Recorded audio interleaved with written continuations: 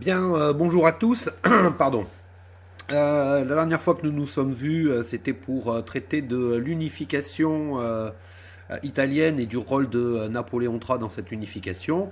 Aujourd'hui, nous allons voir la naissance d'un nouvel État en Europe. Ce sera sans surprise la naissance de cette Allemagne.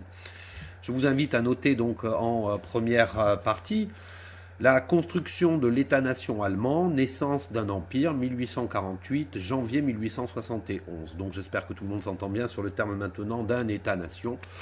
Et le choix qui a été fait par l'Allemagne naissante, ça a été non pas celui d'une démocratie ni d'une république, mais ça a été celui d'un empire.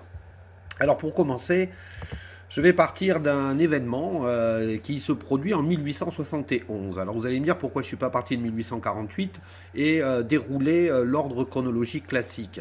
Eh bien parce que cet événement est vraiment parlant. Pourquoi? Parce que si on regarde un peu plus près, on va s'intéresser à au moins trois éléments. D'abord une date, nous sommes le 18 janvier 1871. Ensuite, un événement. Un événement, c'est la proclamation de l'Empire allemand. C'est ce jour-là, véritablement, que naît cet Empire allemand. Mais ce qui m'intéresse encore plus, c'est le lieu.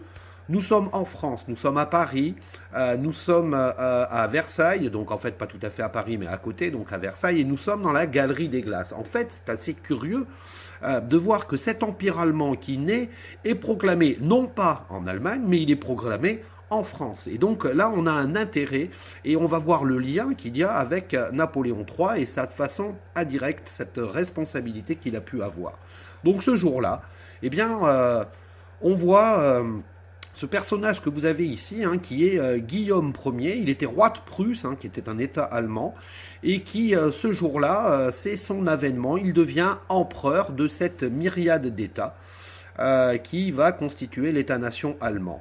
Mais si on regarde le tableau, le personnage central, qui aurait dû être en principe Guillaume Ier, puisque c'est l'empereur, c'est pas lui. C'est ce personnage que vous avez en blanc. Qui est situé en plein centre du tableau. Alors pour la petite histoire, le jour de l'avènement, il était habillé en bleu, mais le peintre l'a affublé d'un costume blanc pour attirer son regard. Ce personnage-là, il est essentiel. Il s'appelle Otto von Bismarck. Il a d'abord été ministre des Affaires étrangères, et puis ensuite, il va devenir le chancelier. Chancelier, c'est-à-dire le Premier ministre. Pourquoi est-il en position centrale? Parce que c'est lui, c'est l'artisan, c'est l'acteur principal de l'unification de la nation allemande qui va déboucher sur la naissance d'un État. Voilà ce que nous allons traiter. Donc ce jour-là, 18 janvier 1871, vous avez une carte de l'Europe qui va perdurer jusqu'en 1914. Elle est anglaise cette carte. Donc vous avez le German Empire, vous avez le Russian Empire, Austria Empire, on voit la France, on voit l'Angleterre. C'est exactement à peu près la même carte que vous allez retrouver à la veille de la Première Guerre mondiale. Alors maintenant, on va dérouler le fil chronologique et je vous invite donc à noter deux conceptions de l'État-nation, une petite ou une grande Allemagne.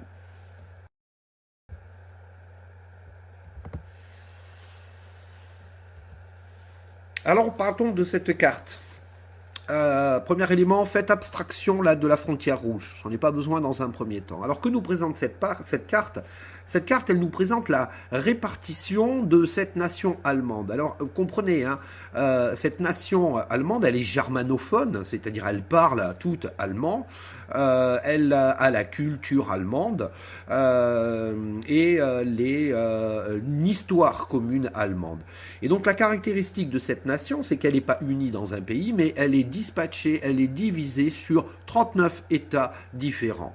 Vous retrouvez des Allemands qui sont situés dans le royaume du Danemark, mais ne perdons pas de vue que lorsque vous êtes en Autriche, vous avez une population qui est essentiellement germanique. En attendant, en 1848, au lendemain de cette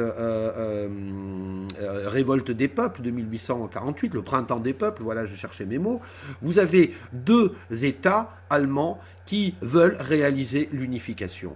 Le premier, c'est l'Empire d'Autriche. Il rêve d'une chose, c'est d'asseoir une domination sur cette Europe centrale.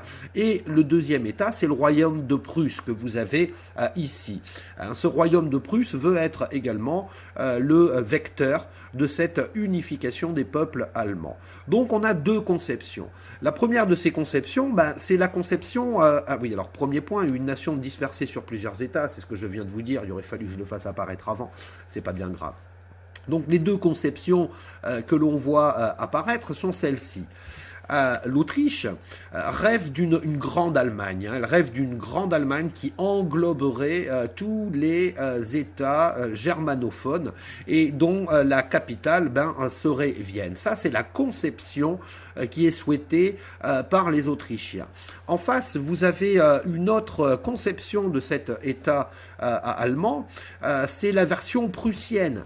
Que réclame la Prusse, donc Guillaume Ier, que l'on a vu précédemment, eh bien c'est la constitution d'un État-nation, mais sous une forme plus restreinte, sous une forme plus petite. On parle de petite Allemagne et la capitale en serait Berlin.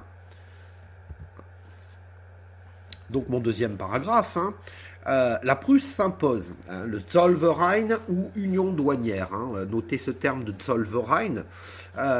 Pourquoi la Prusse s'impose? Alors la Prusse s'impose parce que au lendemain du printemps des peuples, en 1848, c'est elle qui va récupérer le nationalisme allemand. Elle va se faire l'étendard de ce nationalisme allemand. Le roi de Prusse a compris que il faut également s'appuyer sur la volonté populaire. Ça, c'est le premier aspect. Le deuxième aspect, c'est que cet empire autrichien, il n'est pas que germanique. Il est multiethnique, c'est-à-dire on va retrouver des Hongrois, on va retrouver des Italiens, rappelez-vous, à la Vénétie que nous avions vu précédemment, sous domination autrichienne. Le deuxième aspect, c'est sans doute le plus important, c'est que le royaume de Prusse et ces pays du nord de cette région allemande est rentré plus précocement dans le phénomène d'industrialisation. Voilà, vous avez eu d'abord la Grande-Bretagne qui s'est industrialisée, puis ensuite vous avez eu cette Allemagne-là, et puis ensuite vous avez la France. Alors l'Allemagne a constitué, la Prusse, pardon, a constitué ce qu'ils appellent le Zollverein. Le Zollverein, c'est une union économique douanière. C'est-à-dire que là, les Allemands ont conscience non seulement qu'ils ont une identité commune, ce principe de nation, mais ils ont conscience aussi qu'ils travaillent tous ensemble. Que vous habitiez la Bavière, que vous habitiez la Saxe, que vous habitiez le royaume de Prusse ou le duché de Hanovre, tout Allemand qui vit là, c'est que son travail bénéficie à la population allemande. Et l'artisan de ce Zollverein, c'est le royaume de Prusse. Donc je vous invite à noter, petit 2, le royaume de Prusse, moteur de l'unification allemande. Alors oui, la Prusse va véritablement s'imposer comme l'acteur essentiel dans cette unification allemande. Je repars de ma carte ici. Et nous allons voir quel est le programme politique de Otto von Bismarck. Donc le premier paragraphe, c'est le programme de Bismarck. Bismarck, c'est ce personnage que vous avez là. Donc je vous avais dit qu'il avait été nommé dans un premier temps ministre des Affaires étrangères, puis après il est nommé chancelier de Prusse. C'est Guillaume Ier, roi de Prusse, qui va le nommer chancelier, c'est l'équivalent de Premier ministre. Donc la pensée de Bismarck, elle se résume en 3 mots. L'unification doit passer par le haut, le fer et le feu. En fait, qu'est-ce que ça veut dire? Ça veut dire que pour qu'il y ait unification, il faut que ça passe par la diplomatie. C'est le mot du haut. C'est-à-dire que les princes, les monarques, les rois doivent s'entendre pour essayer de garantir l'unification. Mais pour lui, les deux autres mots, et c'est sans doute les plus importants, c'est le fer et le feu. Ça veut dire que l'unification ne peut que passer par la guerre. Et c'est ce qu'il va mettre en place. Donc, comprendre le cheminement de la guerre, eh bien, il faut faire appel à cette région ici, le Schleswig-Holstein. Je vous avais dit que cette région-là est peuplée d'Allemands, donc des germanophones, mais ils sont rattachés au royaume du Danemark. Il est inconcevable pour des Allemands que on puisse créer un État-nation en laissant des Allemands sur un autre royaume. Donc l'Empire d'Autriche et le royaume de Prusse, en 1864 vont s'unir et vont remporter une bataille décisive contre le Danemark. À partir de ce moment-là, le Schleswig-Holstein sera détaché du royaume de Danemark et sera rattaché au Zollverein que nous avons eu plus tôt. Alors ça, c'est pas obligatoirement important. Par contre, là où ça devient important, c'est maintenant. Deuxième paragraphe, le choc de la bataille de Sadowa. Le choc de la bataille de Sadowa, eh bien, Bismarck veut absolument éradiquer l'Empire autrichien. Voilà, il veut réaliser l'unification autour de ce concept de petite Allemagne et donc il faut éliminer l'Empire autrichien. Donc il va trouver une raison plus ou moins valable, plus ou moins fallacieuse. Il va dire que l'Empire d'Autriche gère mal la situation dans ce Schleswig-Holstein et pour lui c'est un acte de déclaration de guerre. Nous sommes en 1866, le royaume de Prusse rentre en guerre contre le géant autrichien. Il faut bien comprendre que dans la deuxième moitié du 19e siècle, l'Empire d'Autriche est un des acteurs essentiels en Europe. C'est une armée qui est très puissante. La taille du territoire de l'Empire d'Autriche déplace de très loin le royaume de Prusse. Eh bien, chose surprenante, en 1866, l'armée prussienne écrase l'Empire d'Autriche. C'est la bataille de Sadowa. C'est un choc. Le retentissement est énorme, énorme pour l'Europe. Les gens découvrent de façon, hallucinée, j'aurais tendance à dire, ils sont médusés de la puissance militaire de ce royaume de Prusse. Des armes qui commencent à être de très très bonne qualité liées à l'industrialisation, mais également le retentissement est très fort dans tous les autres royaumes. C'est-à-dire que la Bavière, la Saxe, la Thuringe, le Hanovre vont adorer voir ce royaume de Prusse venir à bout de cet empire autrichien. Sadowa en 1866, Sadowa je devrais dire en 1866, permet à Bismarck de fédérer derrière lui l'ensemble de ces royaumes-là. Il passe comme un véritable héros. On est véritablement dans une étape supplémentaire vers la marche de l'unification allemande.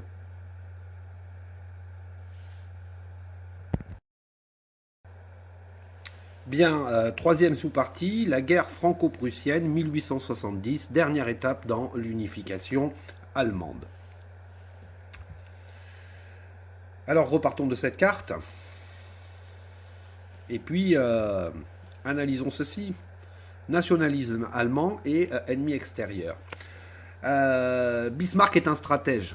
Bismarck est un stratège. Il sait très bien que pour créer l'unité allemande, il va falloir que les princes soient d'accord avec la politique du roi de Prusse. C'est-à-dire, il va falloir que les rois de Bavière, de ducs de Saxe, de Wurtemberg, de Hanovre aient une cause commune et qu'ils vont accepter. Alors, l'idéal, c'est de se trouver un ennemi extérieur. C'est important de comprendre ça. À partir du moment où vous êtes divisé, mais vous savez que vous avez des racines communes, et puis que vous avez un ennemi extérieur, alors ces divisions, elles vont s'effacer. Cet ennemi extérieur, c'est Napoléon III. Napoléon III va devenir pour Bismarck un enjeu majeur. Déjà parce qu'il est le neveu de Napoléon Ier. Et quand on sait ce que Napoléon Ier a fait lors de ses conquêtes, lors du Premier Empire, eh bien, les princes européens ont envie véritablement d'en découdre. Donc, il va se produire cette fameuse guerre franco-prussienne. Alors, je vais passer très rapidement, mais en quelque sorte, Napoléon III est tombé dans un piège qui a été tendu par Bismarck. C'est Napoléon III qui va déclarer la guerre. Nous sommes le 19 juillet 1870 et c'est Napoléon III qui déclare la guerre au royaume de Prusse. La conséquence, elle est directe, c'est que le royaume de Prusse va rentrer en guerre, mais il va avoir le soutien de tous les autres princes allemands. Et la caractéristique, c'est la suivante, c'est que on a une véritable impréparation de l'armée française. Elle n'est pas prête pour faire la guerre. Elle n'est pas prête pour faire la guerre parce que déjà, le sentiment national français, il est puissant, mais il n'est pas patriotique encore. Je m'entends par patriotique, c'est-à-dire vouloir se battre pour la défense de la patrie. L'Allemagne, oui, c'est acquis, c'est acté. Les Allemands sont prêts à se sacrifier en l'honneur de la patrie.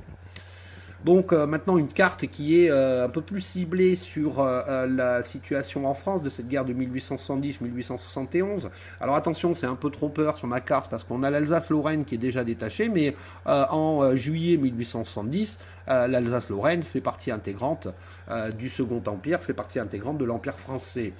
Donc ça va aller très très vite, hein. En 2 mois l'affaire est pliée. C'est la terrible défaite de Sedan. Nous sommes le 2 septembre 1870, l'armée française est défaite rapidement. Pire, Napoléon III est fait prisonnier. Vous voyez sur cette lithographie Napoléon III qui est en train de gravir pour monter sur le perron. Il porte son épée qui est le symbole de la puissance militaire française. Il est chef des armées.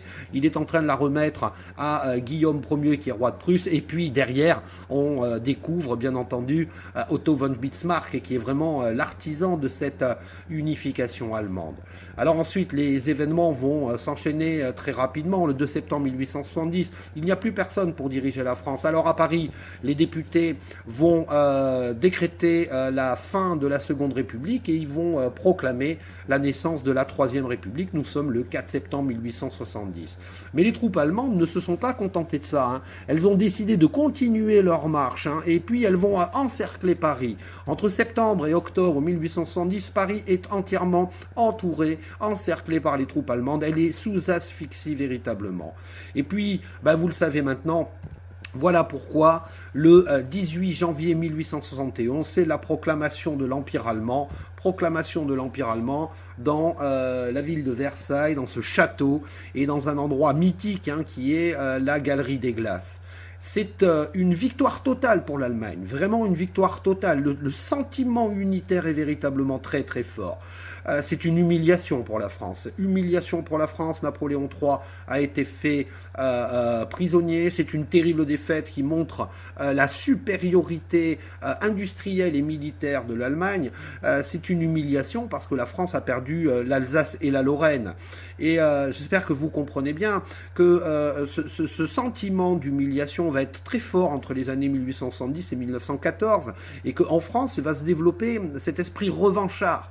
Hein, et que lorsque la Première Guerre mondiale va éclater en août 1914, on a ce désir de vouloir en découdre contre l'Allemagne. On veut laver l'affront de 1870.